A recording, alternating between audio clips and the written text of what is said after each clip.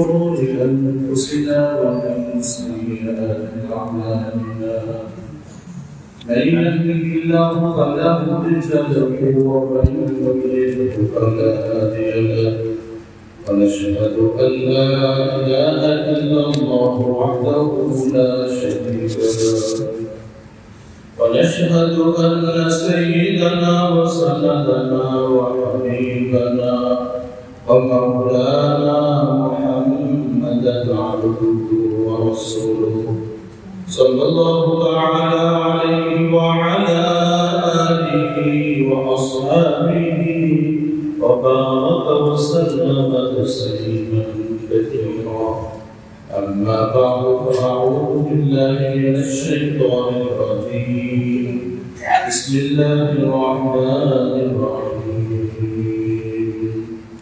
وجاءه قومه يهرعون إليه ومن قبل كانوا يعملون السيئات قال يا قوم هؤلاء بناتي هن أطهر لكم فاتقوا الله ولا تخزوني في ضيفي أليس منكم رجل رشيد وقال تعالى إن الله وملائكته يصلون على النبي يا أيها الذين آمنوا صلوا عليه وسلموا تسليما اللهم صل على محمد وعلى آل محمد كما صليت على إبراهيم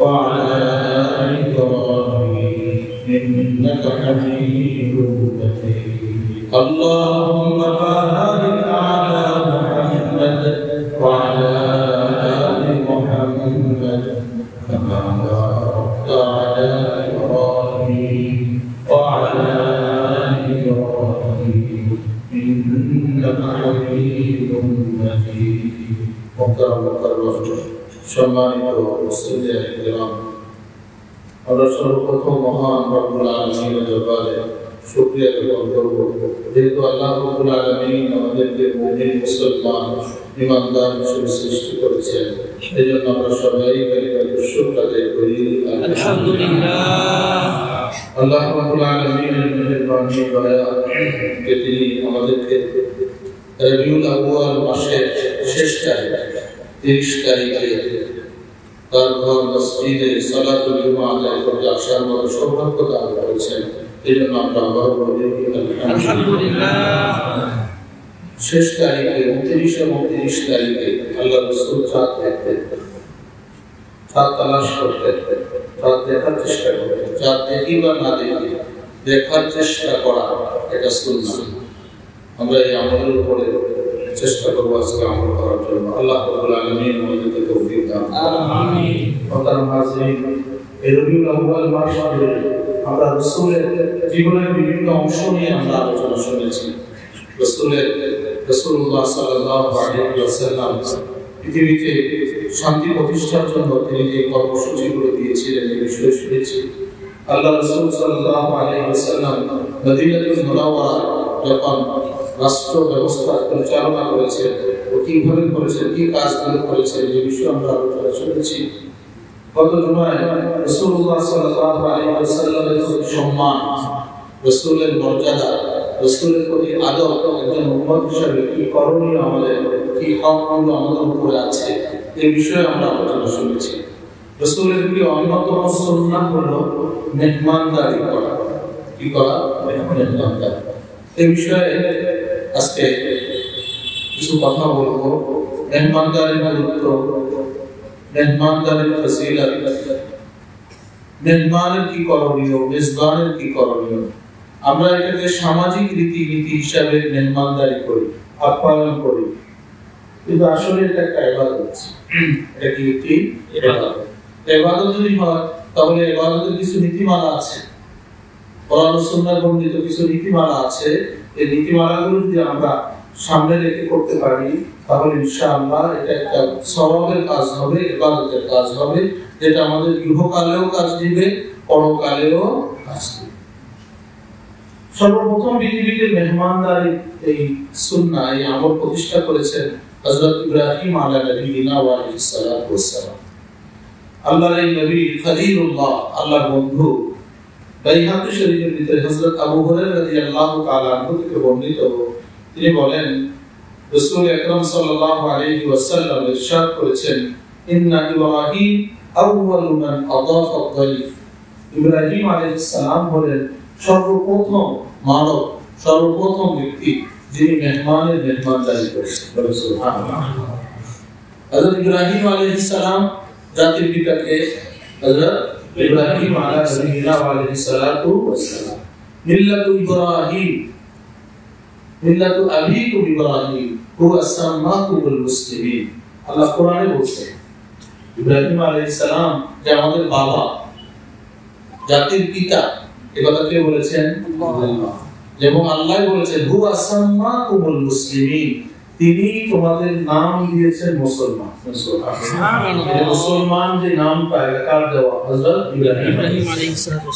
এই হযরত ইব্রাহিম আলাইহিস সালাম উনি মেহমানদারি দেওয়া, মেহমানদারি এই নিয়ম এটা চালু করেছেন। আল্লাহু আকবার। মেহমানদারি কাকে বলে?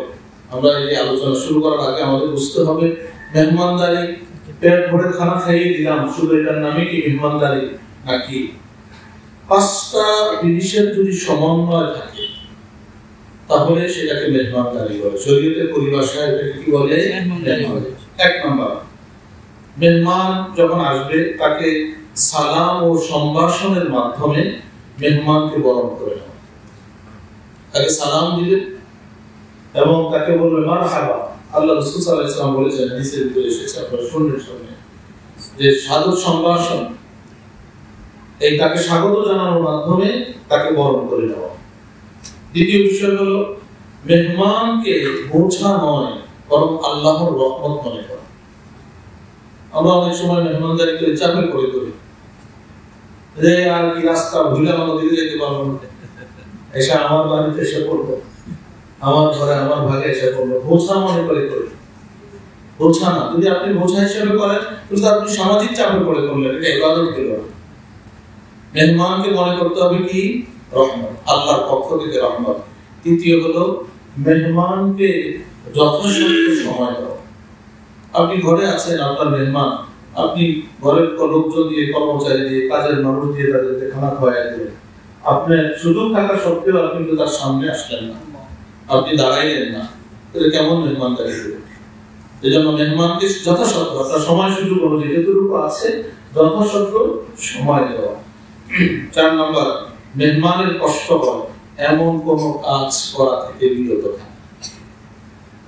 মেহমানের আপনি এমন কোন কথা ইঙ্গিতে তাচ্ছিল্যমূলক মেহমানের সাথে না করা। মেহমানকে আপনি নিলেন ঘরে, বসায় এমন কথা শুরু করলেন তার সামনে, তার তো দুষ্টুমিতার কথা শুরু করলেন, তো মেহমান কি খুশি হবে না কষ্ট পাবে? কষ্ট হবে। তাহলে এমন কোন কাজ করা যাবে না যে মেহমান কি পায়? কষ্ট। আর 5 নম্বর হলো সামর্থ্য অনুযায়ী ভালো খাবারের ব্যবস্থা করা, সাধ্যের ভিতরে থেকে। এটা না যে আপনি সাধ্যের বাহিরে গিয়ে অনেক কিছু আপনাকে করতে হবে। এর কয়েকটা জিনিস হলো 5টা। সালাম ও সম্ভাষণের মাধ্যমে মেহমানকে বরণ করে নেওয়া, বোঝা মনে না করা বরং মেহমান আল্লাহর পক্ষ থেকে রহমত এবং বরকত নিয়ে এসেছে এটা মনে করা। তৃতীয় হলো মেহমানকে যথাসাধ্য সময় দেওয়া। চতুর্থ, মেহমানের কষ্ট হয় এমন কোন কাজ, এমন কোন আচরণ না করা। আর 5 নম্বর হলো সামর্থ্য অনুযায়ী সাধ্যের ভিতরে থেকে মেহমানের জন্য একটু ভালো খাবারের ব্যবস্থা। এই 5টা জিনিসের যে প্যাকেজ, এই 5টা জিনিসের সমন্বয় করে যদি যে খাবার পরিবেশন করা হয় এটাকে কি বলে? কোরআন ও সুন্নাহর পরিভাষায় বলা হয় মেহমানদারি। আল্লাহ আমাদের, কারণ মেহমান তো কম বেশি আমাদের কাছে আসে, আমরাও মেহমান করি। আমাদের অনেকেরই এটাকে যে ইবাদতে পরিণত করা সম্ভব এটা আমরা করতে পারি না। আল্লাহ আমাদের সবাইকে তৌফিক দান করেন, আমিন। আল্লাহু আকবার। সূরাতুজ জারিয়াত, এই সূরাতুজ জারিয়াতে 24 থেকে 30 নং আয়াতে আল্লাহ রাব্বুল আলামিন হযরত ইব্রাহিম আলাইহিস সালাতু ওয়াস সালামের মেহমানদারি আলোচনা করেছেন। আল্লাহর নবীকে বলেছেন, হাল আতাকা হাদিসু গায়বি ইব্রাহিম আল মুকরামিন, হে নবী আপনার কাছে কি ইব্রাহিমের সম্মানিত মেহমানদের সংবাদ এসেছে, আপনি কি জেনেছেন? ইজ দাখালু আলাইহি, তারা যখন ইব্রাহিম আলাইহিস সালামের সামনে এসেছে, ফাকালু সালামা, ওই মেহমানরা তারা বলল সালাম, আপনার জন্য শান্তি বর্ষিত হোক। ক্বালা সালামুন কওমুন মুনকারুন, ইব্রাহিম আলাইহিস সালাম বলল যে আপনাদের জন্য সালাম, আপনাদের জন্য শান্তি বর্ষিত হোক। কিন্তু মনে মনে বললেন এরা কেমন মেহমান, তাদেরকে আমি চিনি না, অপরিচিত, এই মেহমান তো আগে তো দেখি নাই, এই তাদেরকে আগে এই এলাকায় দেখি নাই, একেবারেই অপরিচিত। ওরা ছিলেন মূলত ফেরেশতা, বলে সুবহানাল্লাহ, মানুষ রূপী ফেরেশতা, ওরা ছিলেন থেকে। আল্লাহু আকবার। ফারাগা ইলা আহলিহি ফাজাআ বি'জলিন সামিন, ইব্রাহিম আলাইহিস সালাম মেহমান দেখছেন, চিনেন না, অপরিচিত মেহমান, সালাম দিয়েছেন, তিনিও সালাম বলছেন, সালামের জবাব দিয়েছেন, বা তাদেরকে সাদর সম্ভাষণ জানিয়েছেন। মনে মনে চিন্তা করলেন এটা একেবারেই অপরিচিত মেহমান, তাড়াতাড়ি পরিবারের কাছে গেছেন এবং কোরআন বলছে ফাজাআ বি'জলিন সামিন, গরুর বাছুর ভুনা করে ফ্রাই করে মেহমানের সামনে বসেছে। সুবহানাল্লাহ। এই দেখেন তো সৌদিরা আসতো খাসি পেশ করে। আল্লাহু আকবার। ফাকাররাবাহু ইলাইহিম ফাকালা আলা তা'কুলুন, ইব্রাহিম আলাইহিস সালাম তাদের সামনে পেশ করলেন, ওরা তো ফেরেশতা, ওরা তো খাবেন না, তারা তো খানা দানা পানাহারের প্রয়োজন নাই। ইব্রাহিম আলাইহিস সালাম টেনশনে পড়ে গেলেন, কি ব্যাপার, মেহমান খাবার চিনি না, ঠিক আছে খাবার দিলাম, খাবার নিচ্ছেন। ইব্রাহিম আলাইহিস সালাম বললেন আলা তা'কুলুন, আপনারা খাচ্ছেন না যে? ফাআওজাসা মিনহুম খাইফা ক্বালু লা তাখাফ ফাবাশশারুহু বিগুলামিন আলীম, উনি মনে মনে কোন শত্রুপক্ষের লোক কিনা, কোন ক্ষতি করতে আসলো কিনা, খাবার নিচ্ছে না কেন, মেহমান তাকে দিলাম তো খানা নিবে, তিনি একটু ভয় তার অন্তরে আসলো, কি ব্যাপার? তখন ফেরেশতারা তাকে বললেন লা তাখাফ, হে ইব্রাহিম আপনি ভয় পাবেন না, ফাবাশশারুহু বিগুলামিন আলীম।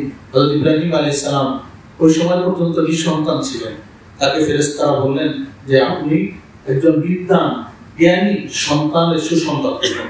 সুবহানাল্লাহ। তার স্ত্রী ঘরের ভিতর থেকে শুনতেছে যে সংবাদ, বলতেছে আমি তো বৃদ্ধা, যৌবনকালে আমি বৃদ্ধা ছিলাম, বন্ধা ছিলাম, এখন এই বৃদ্ধা বয়সে আমার আবার থেকে সন্তান হবে। আল্লাহ। ফেরেশতারা বললেন ক্বালু কাযালিকা ক্বালা রাব্বুকি ইন্নাহু হুয়াল হাকীমুল আলীম, আরে আল্লাহ দিলে ব্যবহার করেন, এটা আপনাদের কথা না, এটা আপনার রবের কথা। সুবহানাল্লাহ। ইন্নাহু হুয়াল হাকীমুল আলীম, তিনি বড় প্রজ্ঞাময়, তিনি বড় জ্ঞানী। তারে কখন দিবেন, কোন সন্তান দিবেন কি দিবেন না, এটা কে জানেন? আল্লাহ। তাহলে আমরা হযরত ইব্রাহিম আলাইহিস সালামের মেহমানদারি, অপরিচিত মানুষের মেহমানদারি, এখানে এই গুণটা এখনো আরবের মানুষের ভিতরে আছে। আল্লাহু আকবার। রাস্তায় বানিয়ে দাঁড়িয়ে থাকছে আপনার জন্য, এর পানি নিবেন, হ্যাঁ, খেজুর নিয়ে তারা অপেক্ষা করছে, মসজিদগুলোতে ঠান্ডা পানির ব্যবস্থা আছে। হযরত ইউসুফ আলাইহিস সালামের মেহমানদারি, হযরত ইউসুফ আলাইহিস সালামকে তার ভাইরা কি কষ্ট দিয়েছে আমরা ঘটনা কম বেশি জানি। ওয়াজা ইখওয়াতুল ইউসুফ ফাদাখালু আলাইহি ফাআরাফাহুম ওয়া হুম লাহু মুনকিরুন। কোরআন বলছে সূরাতুল ইউসুফ এর 58 এবং 59 নং আয়াতে আল্লাহ বলেন যে ইউসুফ আলাইহিস সালামের ভাইরা যখন ইউসুফ আলাইহিস সালামের কাছে আসলেন, তো তারা ফাআরাফাহুম, ইউসুফ আলাইহিস সালাম তাদেরকে দেখে চিনতে পারছে, নবী তো, নবীর মেধা, নবীর স্মৃতিশক্তি, নবীর প্রজ্ঞা, তিনি ধরে ফেলছে যারা আমার ভাইরা, ওয়াহুম লাহু মুনকিরুন, কিন্তু ভাইরা তাকে চিনতে পারে না। ওয়ালাম্মা জাহাযাহু বিজাহাযিহিম ক্বালা আতুনি বিআখিল লাকুম মিন আবীকুম আলা তারাউনা আন্নী উফি কাইল ওয়া আনা খায়রুল মুনজিলিন।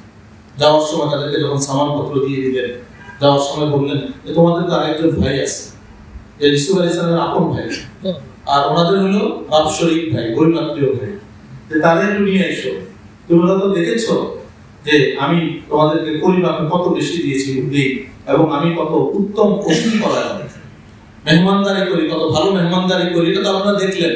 তো সুতরাং আপনাদের ওই যে ভাই, আরেক ভাই যে আছে ছোট ভাই, তাকে নিয়ে এসে। এখানেও বলার উদ্দেশ্য হলো হযরত ইউসুফ আলাইহিস নবিয়িনা ওয়া আলাইহিস সালাতু ওয়াস সালাম উনিও মেহমানদারি করতেন, অতিথি পরায়ণ ছিলেন। হযরত লূত আলাইহিস নবিয়িনা ওয়া আলাইহিস সালাতু ওয়াস সালাম ওনার কথা আল্লাহ রাব্বুল আলামিন এখানে বলেছেন, ফাত্তাকুল্লাহ ওয়া লা তুফসুনি ফি গায়ফি আলাইসা মিনকুম রাজুলুর রাশীদ। লূত আলাইহিস সালামের জাতি ছিল ভয়ঙ্কর এক জাতি। এরা ছিল সমকামিতায় অভ্যস্ত, বলেন নাউজুবিল্লাহ। হযরত লূত আলাইহিস সালামের কাছে ফেরেশতারা আল্লাহ রাব্বুল আলামিনের যখন সময় হয়ে গেছে পাকড়াও করা, অনেক সীমালঙ্ঘন করেছে, তখন আল্লাহ রাব্বুল আলামিন লূত আলাইহিস সালামের কাছে ফেরেশতাদেরকে প্রেরণ করেছেন সুশ্রী বালকের আকৃতিতে। এরা যখন এই সংবাদ পেয়েছে ধরে হুড় করে সব চলে আসছে।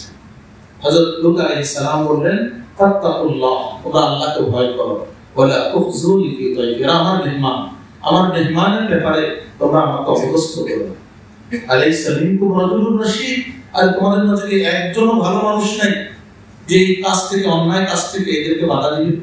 সব মানুষগুলোকে তোমরা নষ্ট হয়ে গেছো। দেখেন আজকে আমাদের সমাজে আপনারা অবগত আছেন, সমকামিতাকে প্রমোট করা হচ্ছে এবং সমকামিতাকে বিভিন্নভাবে রাষ্ট্রীয়ভাবে স্বীকৃতি দেওয়ার জন্য তৎপরতা চলছে।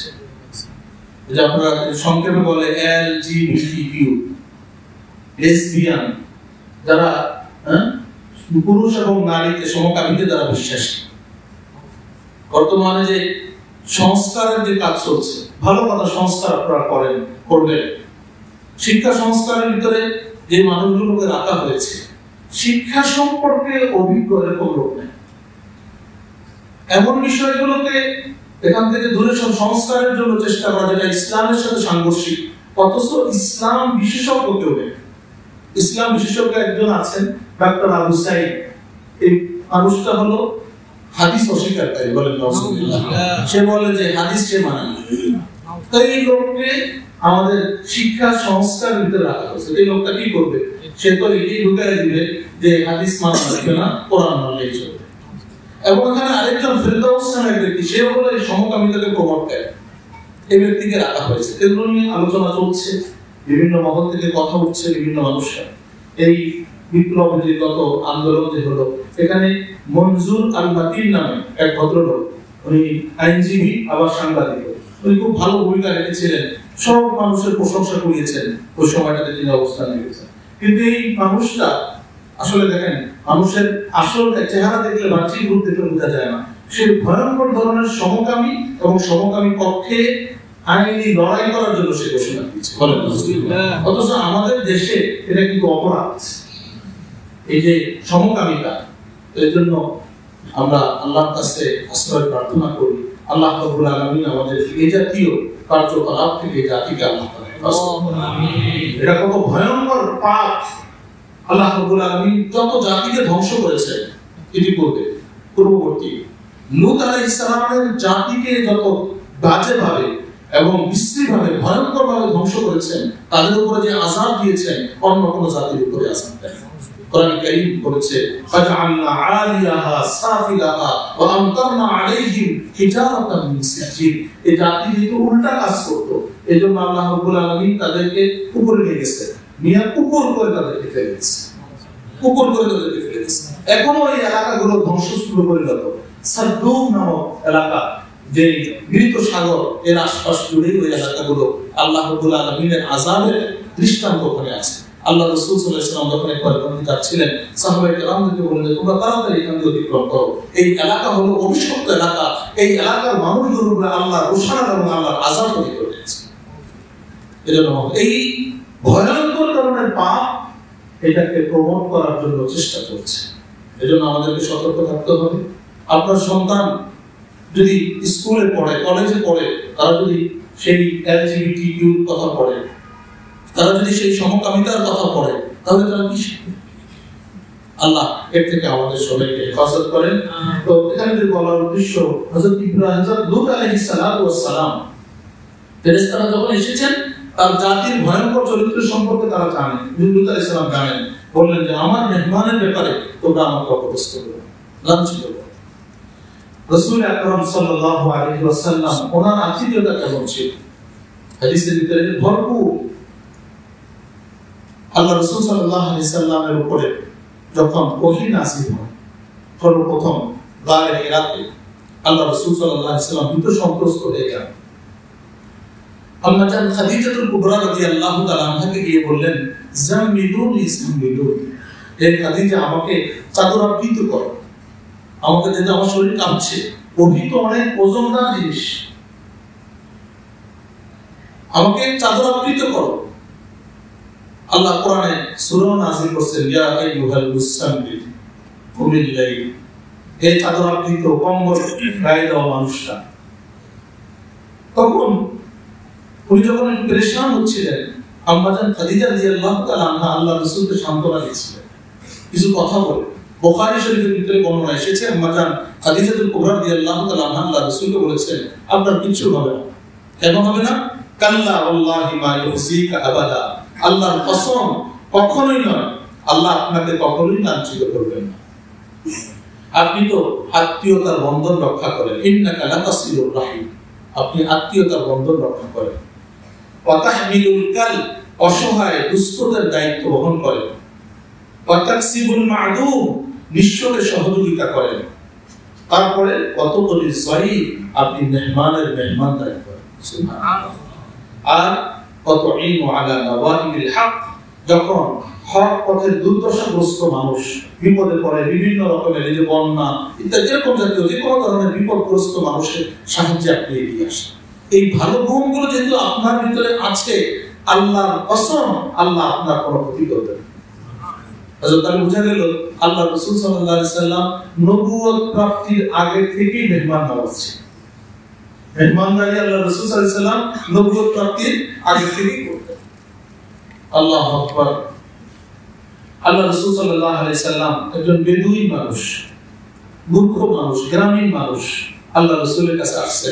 হাদিসের ভিতরে এসেছে আল্লাহ রাসূল সাল্লাল্লাহু আলাইহি সাল্লাম তার কেমন মেহমানদারি করেছেন। আল্লাহু আকবার। আল্লাহ রাসূল সাল্লাল্লাহু আলাইহি সাল্লামের কাছে বেদুইন মানুষটা যখন এসেছে, দেখেন এখানে একটা শিক্ষা, আল্লাহ রাসূল সাল্লাল্লাহু আলাইহি সাল্লাম মেহমানদারির ক্ষেত্রে ধনী এবং গরীবের মাঝে তফাৎ করতেন। আমরা একটা কাজ করি যে আমাদের মেহমানদারিতে অনেক সময় এমন দেখা যায় শুধু ধনী মানুষরাই থাকে, গরিব মানুষরা বাবা মার জন্য খানা খাওয়াবে, তো সেখানেও দেখা যায় যে চেহারা চেয়ে আত্মীয় স্বজন তাদেরকে শুধু দাওয়াত করে, আত্মীয় স্বজনের ভিতরে যারা একটু ধনী মানুষ তাদেরকে করে, গরিব তাদেরকে ডাকে না। আল্লাহ রাসূল সাল্লাল্লাহু আলাইহি সাল্লামের কাছে বেদুইন একজন মানুষ, সাধারণ মানুষ, গ্রাম্য মানুষ আল্লাহ রাসূলের কাছে আসলেন। আল্লাহ রাসূল সাল্লাল্লাহু আলাইহি সাল্লাম আম্মা জান আয়েশা সিদ্দিকা রাদিয়াল্লাহু তাআলা আনহার ঘরে একজনকে পাঠাইলেন যে আমার একজন মেহমান আছে, ঘরে কিছু আছে কি? আম্মা জান আয়েশা রাদিয়াল্লাহু তাআলা আনহা বললেন যে আমার একজন মেহমান খেতে পারে এরকম কোনো খাবার আমার ঘরে নেই। আল্লাহ রাসূল এক এক করে অন্যান্য স্ত্রীদের ঘরেও পাঠালেন, সবার থেকে ফেরত আসছে, কারো কাছে কোনো খাবার নাই। আল্লাহ রাসূল সাল্লাল্লাহু আলাইহি সাল্লাম বেদুইন সে লক্ষ্য করছে যে আল্লাহ রাসূল পরেশান হচ্ছে যে তার মেহমানদারি করবেন, একজন মেহমান, কিন্তু মেহমানদারির কোনো ব্যবস্থা তার কাছে নেই। ওই বেদুইন মানুষটা বলল, ইয়া রাসূলুল্লাহ আমার নিয়ে আপনি পরেশান হবেন না, আমরা গ্রামগঞ্জের মানুষ, আমরা সবকিছুতে অভ্যস্ত, আমরা একটু খেজুর, কয়েকটা খেজুর, একটু ছাগলের দুধ এটা পেলে আমাদের হয়ে যায়, আমাদের জন্য আলাদা বিশেষ কোনো আয়োজনের প্রয়োজন নেই। আল্লাহ রাসূল সাল্লাল্লাহু আলাইহি সাল্লামের সামনে দিয়ে একটা ছাগল বকরি নিয়ে যাচ্ছিল। বকরিটা ছিল এমন যেটা দুধ দহন করা হচ্ছে, দুধ দহন করে তার ওলানে কোনো দুধ নেই, এমন একটা বকরি নিয়ে আল্লাহ রাসূলের সামনে দিয়ে যাচ্ছিল। আল্লাহ রাসূল সাল্লাল্লাহু আলাইহি সাল্লাম ডাক দিলেন, ওই বকরিটা আল্লাহ রাসূলের ডাকে তার মতো করে যেভাবে শব্দ করা হলো সে জবাব দিচ্ছে, সুবহানাল্লাহ, এবং আল্লাহ রাসূলের দিকে আগে আসছে। আল্লাহ রাসূল সাল্লাল্লাহু আলাইহি ওয়াসাল্লাম আল্লাহু আকবার ফাদাআ রাসূলুল্লাহ সাল্লাল্লাহু আলাইহি ওয়াসাল্লাম বিইসমিহা খামার, খামার তার নাম হকাকে খামার সাবার করে, ফাআকবালা ইলাইহি তুহাম্মিমু ফাআখাযা বিরিজলিহা বিসমিল্লাহ। আল্লাহ রাসূল ওই বকরির পায়ে ধরলেন আল্লাহর নাম বিসমিল্লাহ বলে, এবং পাটাকে একটু বাঁধলেন যাতে করে দহন করা যায়, আটকায় না যায়। কুম্মা বাহসাহা, আল্লাহ রাসূল সাল্লাল্লাহু আলাইহি ওয়াসাল্লাম এরপরে তার ওলানে হাত বুলিয়ে দিলেন। এর পরবর্তীতে সাথে সাথে আল্লাহ রাব্বুল আলামিন ওই ওলান যেটা সুন্দর ছিল, দুধ শূন্য, ওটাকে দুধ দিয়ে ভরে দিয়েছে। সুবহানাল্লাহ, আল্লাহু আকবার। আল্লাহ রাসূল সাল্লাল্লাহু আলাইহি ওয়াসাল্লাম পাত্র আনালেন, ফাহালাবা বিসমিল্লাহি ফামালাহু, আল্লাহর নামে ওই পাত্রের ভিতরে দুধ দহন শুরু করলেন এবং ওই পাত্রটা ভরে গেল। সুবহানাল্লাহ, ফাদাফাআহু ইলা সাইয়্যিদ ফাশারিবা মিনহু শারবাতান, আল্লাহ রাসূল মেহমানকে দিলেন, বলেন যে আপনি দুধ পান করুন। সে দুধ পান করছে, দুধ পান করে তার পরবর্তীতে সে ইচ্ছা করছে এখন রেখে দিবে পাত্র। আল্লাহ রাসূল সাল্লাল্লাহু আলাইহি ওয়াসাল্লাম বললেন যে আবার পান করুন। সে আবার পান করছে, আবার সে রেখে দিবে। আল্লাহ রাসূল আবার পান করুন। একেবারে সে পরিতৃপ্ত হয়ে গেছে। আল্লাহ রাসূল সাল্লাল্লাহু আলাইহি ওয়াসাল্লাম এরপরে তার স্ত্রীরা, তাদের ঘরেও তো খাবার নাই, আল্লাহ রাসূল স্ত্রীদের ঘরেও খাবার না দিয়ে দুধ পাঠাইলেন, সবাই দুধ পান করলেন। আল্লাহ রাসূল সাল্লাল্লাহু আলাইহি ওয়াসাল্লাম, আল্লাহু আকবার, ওই সাহাবী তিনি বলেন যে আল্লাহ রাসূল সাল্লাল্লাহু আলাইহি ওয়াসাল্লাম আমাকেও শেষে দুধ দিলেন। আমি এমন দুধ ইতিপূর্বে এত সুমিষ্ট এবং যেটা মধুর থেকেও মিষ্টি এবং মিষ্টি আম্বরের থেকেও সুঘ্রাণ যুক্ত এমন দুধ আমার জীবনে আমি পান করিনি। এরপর আল্লাহ রাসূল সাল্লাল্লাহু আলাইহি ওয়াসাল্লাম এই বকরির যে মালিক ছিল তার জন্য, তাদের পরিবারের জন্য দোয়া করলেন, আল্লাহুম্মা বারিক লি আহলিহা ফিহা, হে আল্লাহ এই বকরির মাঝে তার যে মালিক যারা আছে তাদের জন্য বরকতের ফয়সালা। ওই বেটারও কোনো ক্ষতি হয়নি মালিকের, মাঝখানে সবাই কি করছে, দুধ পান করছে। এখানে বলার উদ্দেশ্য হলো আল্লাহ রাসূল একজন সাধারণ মেহমান, বেদুইন মেহমান, গ্রাম্য মেহমান, তাকেও আল্লাহ রাসূল কিভাবে গ্রাম করছে, সম্মান করছে। মোহতারাম হাজিরিন, আল্লাহ রাসূল সাল্লাল্লাহু আলাইহি ওয়াসাল্লাম কাফেরদের মেহমানদারি করছে। আল্লাহ রাসূল সাল্লাল্লাহু আলাইহি ওয়াসাল্লাম, আবু হুরায়রা রাদিয়াল্লাহু তাআলা আনহু থেকে বর্ণিত, একদিন কাফের আল্লাহ রাসূলের কাছে মেহমান হয়েছে। আল্লাহ রাসূল বলছেন তার জন্য একটা বকরির দুধ দহন করো। দুধ দহন করছে, পুরাটা সে পান করছে। আবার বললেন যে আবার আরেকটা থেকে পান করো। সে যদি পরিতৃপ্ত হয়নি, এক এক করে 7টা বকরির দুধ সে পান করছে। সে আল্লাহ রাসূলের আখলাক দেখে আল্লাহ সকালবেলা সে ইসলাম গ্রহণ করছে। সুবহানাল্লাহ। এরপর আল্লাহ রাসূল বললেন যে এবার তার জন্য দুধ দহন করো। একটা বকরির দুধ পান গ্রহণ করা হলো, সে পান করছে। আরেকটা দহন করা হলো, একটু পান করে আর সে পান করতে পারে, তার পেট ভরে গেছে। তখন আল্লাহ রাসূল সাল্লাল্লাহু আলাইহি ওয়াসাল্লাম বললেন, আল মুমিনু ইয়াশরাবু ফি মিআন ওয়াহিদ ওয়াল কাফিরু ইয়াশরাবু ফি সাবআতি আমআ, মুমিন এক পাকস্থলীতে খায় আর কাফের 7 পাকস্থলী। কয় পাকস্থলীতে খায়? যেহেতু সে কাফের আল্লাহর নাম নেয় না, এজন্য খাওয়ার আগে কি বলতে হবে, বিসমিল্লাহি ওয়া আলা বারাকাতিল্লাহ। তখন বলে বিসমিল্লাহ বলে শুরু করো। কয়জন আমরা সকালে নাস্তা খেয়েছেন, কয়জন আল্লাহর নাম নিয়েছেন? কার নামে দিতে হবে? আল্লাহ। বিসমিল্লাহি ওয়া আলা বারাকাতিল্লাহ, আল্লাহর নামে, আল্লাহর বরকতে শুরু করছি। আল্লাহ আমাদেরকে তৌফিক দান করেন, আমিন। আমাদের হাদিসের ভিতরে অনেক মেহমানদারির ঘটনা আসছে আল্লাহ রাসূলের, সাহাবায়ে কেরামের।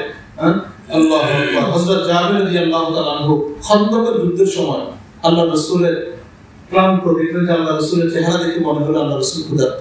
তিনি তার স্ত্রীকে বললেন, ঘরে কি আছে? তুমি জব বের করে দিয়েছে, এক সা, তো কইলো 2-3 সের জব। আর ঘরে একটা বকরি ছিল, বকরির বাচ্চা, ছোট বকরি, তিনি জবাই করে দিয়েছেন। তিনি যে আল্লাহ রাসূলের কানে কানে যে বলছেন, ইয়া রাসূলুল্লাহ, আমার ঘরে একটু খানা তৈরি হয়েছে, অল্প পরিমাণ রুটি তৈরি করা যাবে, আর হলো একটা ছোট বকরির বাচ্চা আমরা জবাই করছি, আপনি যদি কিছু আপনার সাথে কয়েকজন নিয়ে যদি আপনি আমার ঘরে মেহমান হতেন। আল্লাহ রাসূল সবার মধ্যে 1000 যোদ্ধা সাহাবায়ে কেরাম সকালের ভিতরে ঘোষণা দিয়ে দিয়েছেন, আরে সবাই চলো, তোমাদের ভাই যাবে তোমার জন্য মেহমানদারির ব্যবস্থা করছে। সুবহানাল্লাহ। 2-3 সের জব, বুঝাচ্ছি কথাটা, 100 আরবি পরিমাণে, আর ছোট একটা বকরির বাচ্চা, কয়জনে খাওয়া যায় চিন্তা করেন। আল্লাহ রাসূল কত পরেশান, জাবির রাদিয়াল্লাহু, আরে এত মানুষ মেহমান, আমার খাবার তো অল্প। আল্লাহ রাসূল সাল্লাল্লাহু আলাইহি ওয়াসাল্লাম বলে দিয়েছেন, হ্যাঁ একটা কাজ করবা, এই যে হান্ডিতে যে গোশত দিবা এটা নামাইবা না। আল্লাহ রাসূল আসছেন, ওই যে খামিরা তৈরি হয়েছিল, খামিরার ভিতরে আল্লাহ রাসূল তার মুবারক দিয়ে দিয়েছেন, বরকতের দোয়া করছেন। আর হান্ডি থেকে খাবার গোশত নিচ্ছে, এদিক দিয়ে চুলায় রুটি লাগতেছে, সব 1000 মানুষ খেয়ে পরিতৃপ্ত হয়েছে, যেরকম ছিল খাবার ওরকম হয়েছে। সুবহানাল্লাহ। সবাই গায়ে চলে গেছে, যে অবস্থায় ছিল হান্ডির ভিতরে কিছু কমে নেই, তাদের যেরকম ছিল আল্লাহু আকবার। মেহমান বরকত আমি কি আনে না? আল্লাহু আকবার। হযরত আবু যর গিফারী রাদিয়াল্লাহু তাআলা আনহু আল্লাহ রাসূলের একজন বিশিষ্ট সাহাবী এবং খুবই সম্মানিত এবং উঁচু মানের একজন সাহাবী ছিলেন। উনি জনমানব শূন্য একটা তপ্ত মানে গরম উত্তপ্ত মরুভূমিতে একটা ঝুপড়ির ভিতরে স্ত্রী সন্তান নিয়ে বসবাস করতেন। সেখানে কোনো মানুষ ছিল না যারা তার মৃত্যুর পরে তার দাফন কাফনের ব্যবস্থা করবে। একদিন তার মেয়ে বলল, আব্বাজান আমরা এমন জায়গায় থাকি যেখানে কারো মৃত্যু ঘটলে বাহিরে কোনো মানুষ জানবে, মানে এমন জায়গায় জনমানুষ শূন্য, আপনি যদি মারা যান বা আমরা যদি মারা যাই আমাদের দাফনের জন্য যে কোনো ব্যবস্থা এটাও তো আমাদের থাকবে না। হযরত আবু যর গফারি রাদিয়াল্লাহু তাআলা আনহু তার মেয়েকে বললেন, আমার মেয়ে, আল্লাহ তাআলা যদি আমাকে মৃত্যু দান করেন তাহলে তিনি অবশ্যই আমার দাফনেরও ব্যবস্থা করবেন। তিনি যদি আমার মৃত্যু দেন, আমার মৃত্যুর সময় ঘনিয়ে আসে, তাহলে আমার জন্য কি করবেন? এখানে তিনি লোক পাঠাবেন। আল্লাহু আকবার। এখন তিনি মৃত্যু শয্যায় শায়িত, একেবারে শেষ সময়। একদিন তার মেয়েকে বললেন, দেখো তো কোনো লোক আসছে কি। মেয়ে ঘুরে ফিরে আয়েশা দেখে আশপাশে কোনো মানুষ নেই। বললো, তাহলে আমার এখন মৃত্যুর সময় হয়। দেখেন আল্লাহর প্রতি বিশ্বাস কেমন ছিল, যে আমার মৃত্যুর সময় হলে আল্লাহ এখানে লোক পাঠাবেন। আল্লাহু আকবার। মেয়েকে তিনি ওসিয়ত করলেন যে মা, আমাদের যে ছাগলটি আছে বকরি, এটা জবাই করে রান্না করে প্রস্তুত রাখো, যাতে করে আমার দাফনের জন্য যে মানুষগুলো আসবে তারা যেন আমার ঘরে মেহমানদারি গ্রহণ না করে ফিরে না যায়। ওই মানুষটা মারা যাচ্ছে, ওনার ফিকির হলো যে আমাকে এখানে আসবে জনমানব শূন্য এলাকায় দাফন করতে যারা আসবে তারা যেন না খেয়ে খালি পেটে না যায়। এজন্য এই বকরি, একটা যে বকরি ছিল, এটা জবাই করে এটাকে রেডি করে দেয়। আল্লাহু আকবার। বাবার ইচ্ছা অনুযায়ী মেয়ে ছাগল জবাই করে রান্নার কাজ শেষ করছে। আবু যর গফারি রাদিয়াল্লাহু তাআলা আনহু এবার মেয়েকে জিজ্ঞাসা করলেন, মা এখন কি কাউকে দেখছো? দেখো, ঘুরে আসো, কোনো মানুষ দেখা যায় কিনা। তখন মেয়ে যে দেখলো যে একটা কাফেলা তারা আসতেছে। এসব মা বাবাকে বললো যে হ্যাঁ, একটা কাফেলা দেখতেছি আমাদের বাড়ির দিকে আসতেছে। আবু যর গফারি রাদিয়াল্লাহু তাআলা আনহু বললেন, আমার মৃত্যুর সময় হয়ে গেছে, এই কাফেলা এটা আমাকে দাফন করার জন্য আসছে। আল্লাহু আকবার। এবং মেয়েকে বললেন যে আমাকে কিবলামুখী করে শুইয়ে দাও। কোন দিকে? কিবলামুখী করে শুইয়ে দাও। এর কিছুক্ষণ পরে তিনি ইন্তেকাল করেন। আর সেই কাফেলাও তারা এসে জানাজা এবং দাফন কাফনের তারা ব্যবস্থা করেন। এবং সেই কাফেলার ভিতরে হযরত আব্দুল্লাহ ইবনে মাসউদ, বিশিষ্ট সাহাবী রাসূল, তিনিও এই কাফেলার মধ্যে ছিলেন। এবং তিনি বলেন, আল্লাহ ও তার রাসূলের বাণী, ভবিষ্যৎবাণী এটা সত্য হয়েছে। আল্লাহ রাসূল সাল্লাল্লাহু আলাইহি সাল্লাম আবু যর গফারি রাদিয়াল্লাহু তাআলা আনহু সম্পর্কে বলেছেন, হে আবু যর, আমার সাহাবী আবু যর, তুমি দুনিয়াতে থাকবেও একা আর মৃত্যু বরণ করবে একা, এখানে কোনো মানুষজন তোমার কাছে থাকবে না। আল্লাহু আকবার।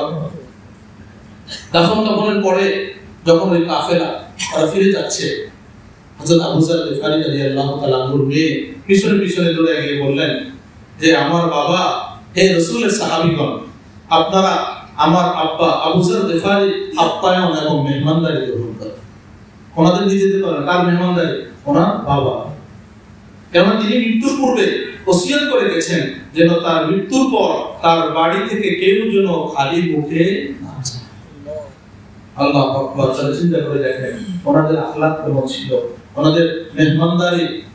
যে মৃত্যুর পরে মানুষ আসবে দাফনের জন্য, তাই মানুষগুলো যেন না তাদের জীবদ্দশায় কি করতে, জীবদ্দশায় খালি মুখ ফিরে যেতে। আল্লাহ আল্লাহ এটা আমাদের কি কাছে ছুটে গেছে। মেজবানের কি করণীয়, এটা আমরা মেহমানদারির কথা শুনলাম। মেজবান ওনার কি করণীয়? মেজবানের প্রথম কাজ হলো শ্রেণী বৈষম্য না করা। কি না করা? গরিব এবং ধনীকে ভাগ না করে দেওয়া, যেটা আমাদের সমাজে একটা বড় ধরনের অপরাধ। আমরা এই কাজটা করি। আল্লাহ রাসূল সাল্লাল্লাহু আলাইহি ওয়াসাল্লাম বলেছেন, শাররু তাআমি তাআমুল গলিমা ইউদআ লাহাল আগনিয়া ওয়া ইউতরাকুল ফুকারা। ওই গলিমার খানা, গলিমা বলা হয় বিবাহোত্তর খানা, ওই খানা হলো নিকৃষ্ট খানা, যেই খানাতে শুধু ধনীদেরকে দাওয়াত দেওয়া হয় আর কোন গরিব মানুষকে দাওয়াত দেওয়া হয়। মেজবানের দ্বিতীয় কাজ হলো মেহমানকে হাসি মুখে বরণ করা। কি বলে যে আপনি যে চেহারা বেজার করে রাখেন, মেহমান বেচারা পেরেশান হয়ে যায়, আরে মনে হয় সেটা কি করলাম, কত বড় অপরাধ করে ফেললাম, হাসি মুখে বরণ করা। আল্লাহ রাসূল সাল্লাল্লাহু আলাইহি সাল্লামের কাছে একটি ওয়াফদ আব্দুল কাইসের পুত্রের একটি প্রতিনিধি দল আসছে। আল্লাহ রাসূল সাল্লাল্লাহু আলাইহি সাল্লাম তাদেরকে কি বলে সাদর সম্ভাষণ জানালেন? মারহাবান বিল ওয়াফদিল্লাযীনা জাউ গায়রা খাযায়া ওয়ালা নাদামা। আরে ওই প্রতিনিধি দলকে মারহাবা, যারা লাঞ্ছিত ও লজ্জিত হয়ে আসে, যে তারা এখানে তাদেরকে বাড়িতে আনা হয়েছে এমন না, তারা স্বেচ্ছায় তারা এখানে এসেছে। আল্লাহ রাসূল সাল্লাল্লাহু আলাইহি সাল্লাম তাদেরকে মারহাবা বলে সাদর সম্ভাষণ জানিয়েছে। আহলান সাহলান, এগুলো আহলান সাহলান আপনাকে সাদর সম্ভাষণ, স্বাগতম, মারহাবা বলা যাবে না। ইনশাআল্লাহ মেহমান আসবে, আল্লাহ আমাদেরকে তৌফিক দান করেন। এরকম হাদিসের ভিতরে বহু ভরপুর আল্লাহ রাসূল মেজবানের তৃতীয় এবং চতুর্থ কাজ হলো সাধ্য অনুযায়ী ভালো খাবারের ব্যবস্থা করা। তৃতীয়, চতুর্থ হলো দ্রুত খাবার পরিবেশন করা। আমরা এখানে ভুল করি, আপনি আইটেম করতে করতে দেখা যায় যে অনেক দেরি করে দিলেন, মেহমান ক্ষুধায় কষ্ট হচ্ছে। এমনটা না করা উচিত। ভালো খানা সাধ্য অনুযায়ী করতে হবে, আর হলো খাবার যত সম্ভব যেটুকু আছে মোটামুটি ভাবে খাবারের সময় হয়ে গেলে বা মেহমানকে জিজ্ঞাসা করে নেওয়া যে আপনার খাবারের চাহিদা দ্রুত দিব কিনা, এটা জেনে দ্রুত খাবারের ব্যবস্থা করা। যেমন হযরত ইব্রাহিম আলাইহিস সালাম দেরি করেন নাই, মেহমান আসছে খানা নিয়ে আসছে। 5 নম্বর করণীয় হলো ডান দিক থেকে খাবার শুরু করা। কোন দিক থেকে শুরু করা? ডান দিক। আপনি আসেন যেখানে, ওখান থেকে আপনার ডান দিক থেকে শুরু করবেন খাবার। এটাও রাসূলুল্লাহ সাল্লাল্লাহু আলাইহি ওয়াসাল্লামের সুন্নাহ। আল্লাহু আকবার। 6 নম্বর করণীয় হলো মেহমানের সাথে ভদ্রচিত ব্যবহার করা। কি করা? ভদ্রচিত ব্যবহার করা। হযরত ওমর ইবনে আব্দুল আজিজ রাহমাতুল্লাহ আলাইহি সম্পর্কে এসেছে, একদিন এক ব্যক্তি রাতের সময় তার মেহমান হয়েছে। রাতে তিনি মেহমানের সঙ্গে আলাপ করতেছিলেন, কথাবার্তা বলতেছিলেন। সে সময় হঠাৎ করে ঘরের বাতি, যেটা চেরাগ, এই বাতি বা কুপি, এটা নিভে গেছে। আর অন্য যে খাদেম আছে যারা ওনার ছিলেন, তারাও চলে গেছে, ঘুমিয়ে পড়ছে। এখন মেহমান বাতি জ্বালানোর অনুমতি চাইছে। মেহমান বলল যে আমি যে বাতিটা জ্বালাই, তো তিনি সাথে সাথে বললেন, লাইসা মিনাল মুরুআ আন ইস্তাখদিমাল ইনসান বাইকাহু। মেহমানের মাধ্যমে কাজ করানো এটা ভদ্রতা বহির্ভূত কাজ। মেহমানের মাধ্যমে কোনো কাজ করানো এটা শিষ্টাচারপূর্ণ না, এটা ভদ্রতার সাথে যায় না। অতঃপর তিনিও শুয়ে পড়ছিলেন, গায়ের চাদর দিয়ে উঠে নিজে ওই বাতি যেটা ঠিক করা দরকার ছিল ওটা বাতি ঠিক করছে। এই জন্য আমরা অনেক সময় মেহমানকে বলি এটা দেন, এটা করেন, এটা উচিত না। মেজবান করবে, মেজবানের লোকজন করবে, মেহমানকে কোনো কাজের জন্য ফরমায়েশ দেওয়া এটা উচিত নয়। 7 নম্বর করণীয় মেজবানের বিদায়ের সময় দরজা পর্যন্ত এগিয়ে যাওয়া। এটা রাসূলের সুন্নাহ। আপনার ঘরে একজন মেহমান গেল, আপনি বৈঠকখানা থেকে তার বিদায় দিবেন না, কমপক্ষে কোন পর্যন্ত আসবেন? দরজা পর্যন্ত। আল্লাহু আকবার। আর যদি মেহমানের বাহন থাকে তাহলে মেহমানের বাহনে উঠে দেওয়া, এটাও রাসূলের সুন্নাহ। আল্লাহু আকবার। ইমাম আহমদ বিন হাম্বল সম্পর্কে বর্ণিত হয়েছে, তার বাড়িতে আবু উবাইদ আল কাসিমি একদিন বেড়াতে গেলেন। মেহমানদারি শেষে যখন আবু উবাইদ চলে যাওয়ার জন্য উঠে দাঁড়ালেন, তখন তিনিও তার সঙ্গে উঠে দাঁড়ালেন। তারপর আবু উবাইদ তার সম্মান ও মর্যাদা উল্লেখ করে যখন তাকে না দাঁড়াতে অনুরোধ করলেন, তখন তিনি বললেন, বলছেন যে না, আপনি থাকেন, আপনার আসা দরকার নেই। তখন কি বললেন ইমাম আহমদ বিন হাম্বল রাহমাতুল্লাহ আলাইহি? মিন তামামি জিয়ারাতি সাইলিন আন তামশিয়া মাআহু ইলা বাবিদ দার ওয়া তা'খুযা বিরিকাবিহি। মেহমানের আপ্যায়ন সর্বশেষ পর্বটি হলো তার সাথে বাড়ির সদর দরজা পর্যন্ত হেঁটে যাওয়া এবং বাহনের লাগাম ধরে রাখা। গাড়ি যে আপনার উনি উঠবেন মেহমানের, আপনি তার পরবর্তীতে মেহমানকে বিদায় জানিয়ে আপনি দিয়ে আসবেন। আর এতটুকু সম্ভব না হলে কমপক্ষে ঘরের কোন পর্যন্ত? দরজা পর্যন্ত। করা যাবে ইনশাআল্লাহ। এই সুন্নাতের উপর আমল করা যাবে ইনশাআল্লাহ। মেহমানের কিছু করণীয় আছে, সেটা মেজবানের গেল, চিন্তা করবেন যে মেহমান আমার কিছু নেই, আমি যা ইচ্ছা তা করবো না। মেহমানের কিছু করণীয় আছে। সবার দাওয়াত গ্রহণ করা। সব শ্রেণীর মানুষ, তার যদি আয় রোজগার হালাল হয়, আপনি যদি জানেন যে তার ইনকাম ঠিক আছে, তাহলে তার দাওয়াত নিষেধ আছে, গরিব মানুষ যদি তার দাওয়াত, রিক্সা চালক সে যদি দাওয়াত দেয় আপনাকে, আপনার যদি কোনো সমস্যা না থাকে দাওয়াত গ্রহণ করে রাসূল।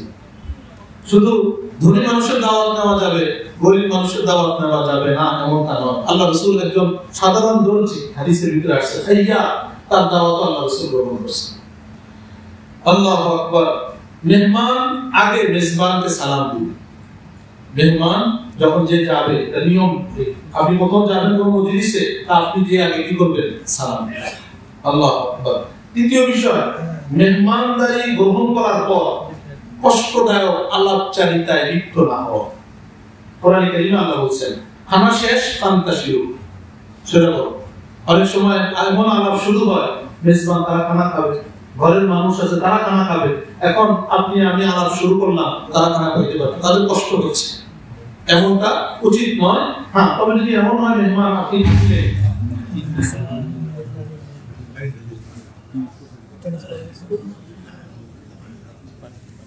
গল্প গুজব করবে না। যদি এমন হয় মেহমান যে সে থাকলে তার ভালো লাগবে, বা সে চায়, মেজবান চায় উনি আরো থাকুক, বন্ধু মানুষ, কাছের মানুষ, তো সেটা ভিন্ন কথা। কিন্তু এমনি স্বাভাবিক খাবার দাওয়াত হলে খানা শেষ বিলম্ব না করা। চতুর্থ বিষয় হলো, মেহমান তার সঙ্গে অতিরিক্ত কাউকে নেবেন। আপনাকে দাওয়াত দিচ্ছে একজন, আপনি যাবেন, আপনি একাই। আপনাকে ঘরে দাওয়াত দিচ্ছে দুইজন, আপনি নিয়ে গেলেন 10 জন, 10 জনের খানা তৈরি করেন। হ্যাঁ, যদি কখনো এরকম হয় যে অতিরিক্ত কোনো লোক থাকে, মেজবানের কাছ থেকে অনুমতি দিন।